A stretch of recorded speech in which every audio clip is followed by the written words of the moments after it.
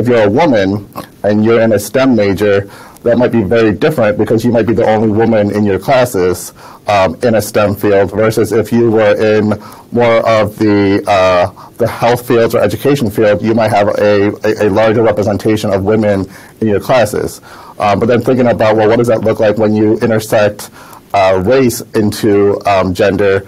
Again, that sense of belonging is now different for a woman of color versus a white woman. And so I think, again, it's always constantly thinking about how do we look at students from a holistic perspective and not to try to just isolate them in that one part of the identity, because sense of belonging isn't just about one part of our identity. Sense of belonging is about who we are as a whole. I don't choose every single day what part of my identity I want to be connected to.